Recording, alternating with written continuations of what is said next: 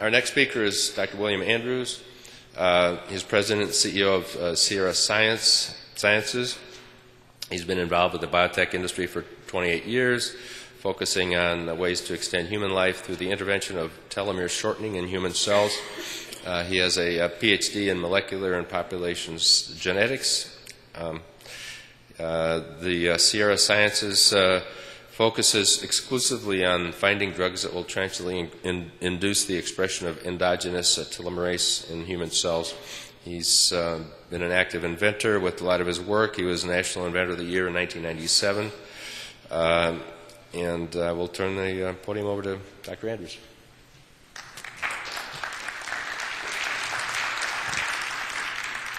Thank you. I first would like to thank the AMMG for inviting me. I'd like to thank Dr. Jeff Life for encouraging me to speak on the topic that I'm going to be speaking on today. And I'd like to thank Greg Fillmore and Carrie for dealing with my very difficult slides. I'd like to start off with congratulating Elizabeth Blackburn, Carol Greider, and Jack Stosak for recently, just a few weeks ago, winning the Nobel Prize in Medicine for the pioneering work in telomere biology that led to the research that I'm presently doing.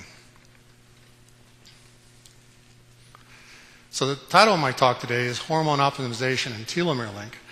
Now, my expertise is in telomeres, but I'm going to be showing today the relationship between hormones and telomeres.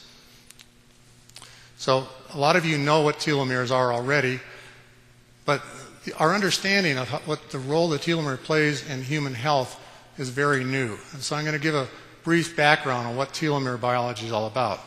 And to do this, we need to zoom in on a human being.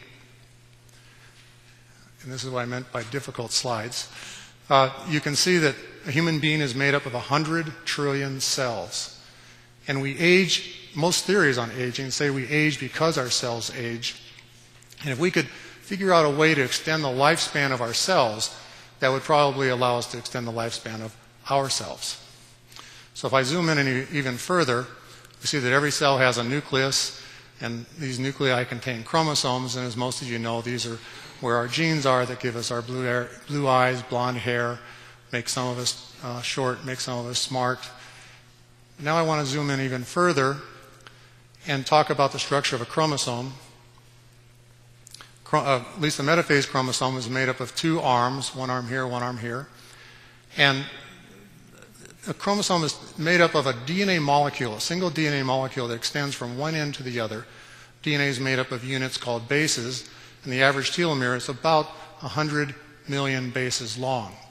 And it's all wound up like a slinky from one end of the arm all the way to the other. Now what I want to do is I want to focus on the very tips of these chromosomes, and that's the telomeres. That's the key of my talk today. And if we unravel the slinky that's found in that telomere, we see that the telomere is about 15,000 bases in length. At least it is when we're first conceived.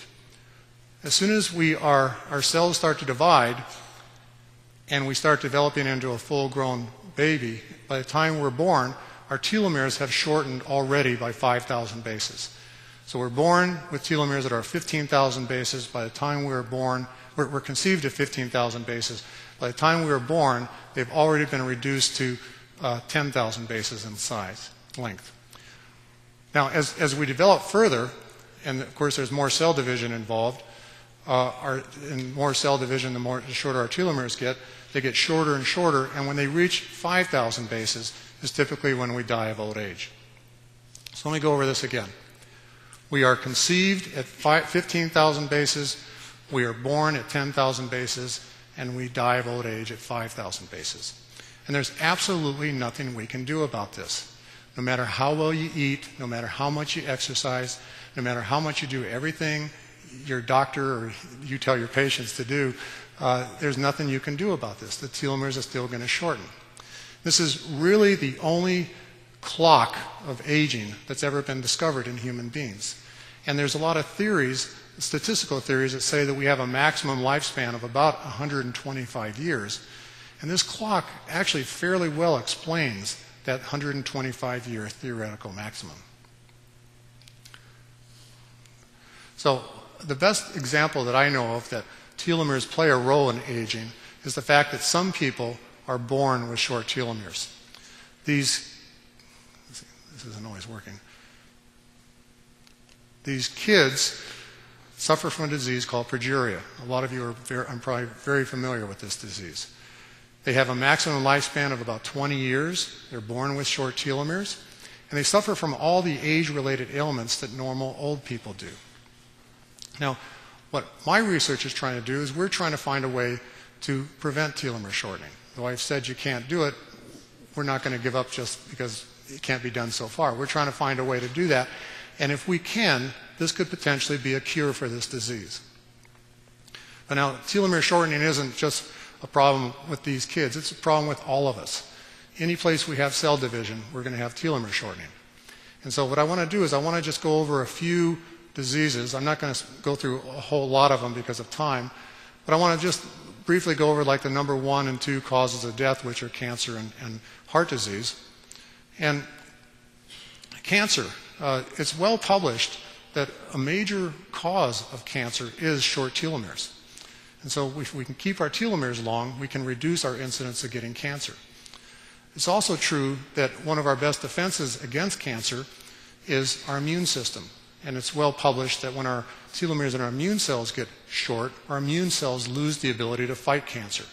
So if we could find a way to keep telomeres from shortening and keep them long, we could decrease our risk of getting cancer and we could increase our ability to fight cancer when we get it. Heart disease, or atherosclerosis. When we look at blood vessels, they're lined with endothelial cells and smooth muscle cells. When we look at the area where there's plaque, we find that the telomeres in the endothelial cells and smooth muscle cells are shorter than cells elsewhere in the blood vessels. And we think that this has something to do with allowing the cells to allow plaque to build up in that area. So if we could keep telomeres long, we think that that might reduce the incidence of plaque buildup. Now there's a lot of diseases here. Alzheimer's disease, there's definitely an immune component to Alzheimer's disease, and telomere shortening and that might play a role there. Osteoarthritis, okay, I'm not going to spend a lot of time on these. I can discuss any of these with anybody, at least the molecular biology of these diseases. Afterwards, macular degeneration, number 1 cause of blindness in the elderly. That's due to telomere shortening, or one of the causes is telomere shortening in the retinal pigmental epithelial cells. Liver cirrhosis, muscular dystrophy, AIDS. In the early 1980s, when doctors were first seeing AIDS patients, they were wondering why their patients had no T cells. But we now know a major contributor to that is the fact that the AIDS virus the immune system was fighting the AIDS virus so effectively, or unsuccessfully, but cells kept dividing that the telomeres in the immune cells got short, and eventually the T cells senesced. And so that's why, one of the main reasons why people with AIDS lose their T cells. If we could find a drug that would prevent telomere shortening, that could possibly allow a person infected with the AIDS to live a normal life, even though they would still have the virus. And I'm going to go on. This is a whole lot of diseases, and it's by far not complete. Any place where you have cell division in your body, you're going to have telomere shortening. And one message that I want to leave with everybody is that bad things happen when telomeres get short. There's nothing good about a short telomere.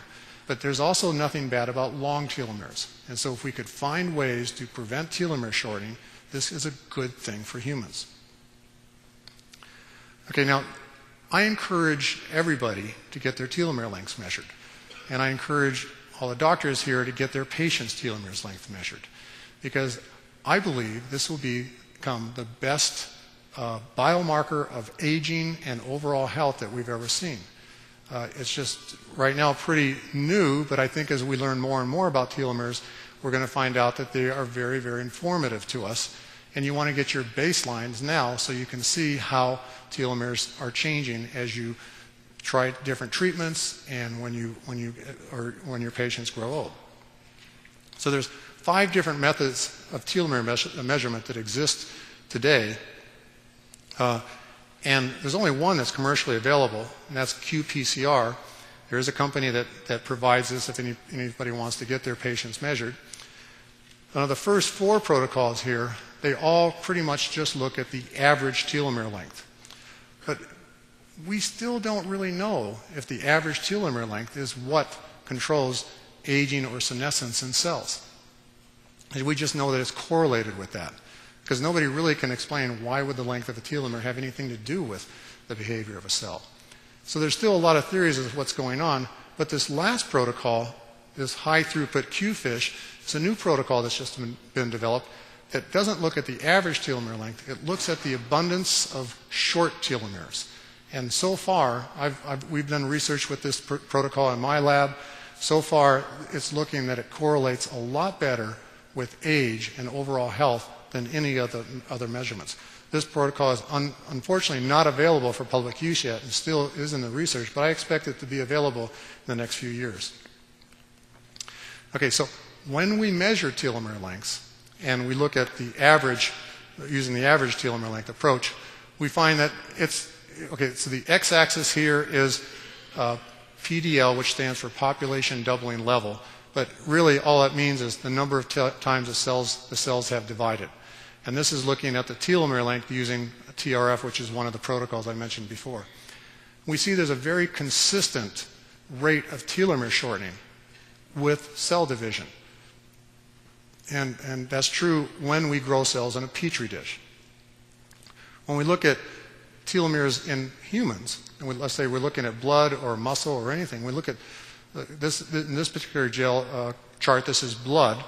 We see that there's still a linear relationship between age and telomere length, but it's not as consistent as it was in the previous graph. But that's because there's other things that cause telomere shortening. There's, for instance, some people are born with shorter telomeres, some people are born with longer telomeres. So right away you begin with different lengths in populations. You also have some people that their cells divide faster than others. Diseases, for instance, your immune system can be really driven to fight a disease, which will be a lot of cell division. That can cause more telomere shortening than you would normally expect for your age.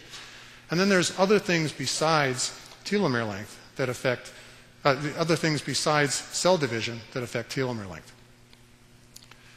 Okay, so to describe what I mean by, well, let's see, I want to go through what causes telomere shortening. And to describe this, I first have to do a basic background on what DNA replication is. Because remember when I was showing the cells and they have the chromosomes, when those cells divide, every new daughter cell has to have the same cells, the same chromosomes as the parent cell. So all the chromosomes need to be duplicated or replicated. So in order to explain first why telomeres shorten with cell division, I need to first explain what DNA replication is. And DNA replication is a lot like laying bricks on a brick wall. If this bottom strand here is the original chromosome, and the bricklayer is now making a new chromosome, he's doing this one step at a time, moving along the DNA, duplicating it.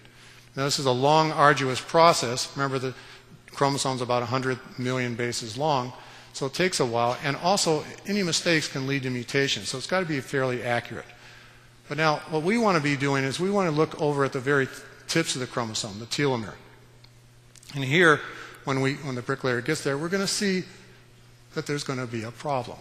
And that's that the bricklayer is not going to be able to replicate the very end of the chromosome. There's no way for it. In their cells, it's called DNA polymerase I. It's replicating the DNA. DNA polymerase I cannot replicate the very tip. As a result, the newly synthesized chromosome is shorter. Now, one thing I want to point out is that there was no wear and tear here. Nothing chewed this away. A lot of you have probably heard chromosomes being compared to shoelaces and telomeres being the caps on our shoelaces, and the tips fray away. But that's not really the main cause of telomere shortening. It's simply the lack of an ability for the cell to replicate the very end. So it's more of a passive process, not an active process. Okay, so now as the cell wants to divide again, the DNA needs to replicate again, and again, it's going to be shorter. And every time the cell divides, it's going to get shorter and shorter. And again, there's nothing we can do about this. No matter how well you eat, no matter how much you exercise, no matter how much you do, everything your doctor tells you to do, you can't stop this shortening. Okay, now, I did say that we can't stop the shortening, but there are ways to accelerate the shortening. And that is anything related to an unhealthy lifestyle. So obesity, lack of exercise, psychological stress,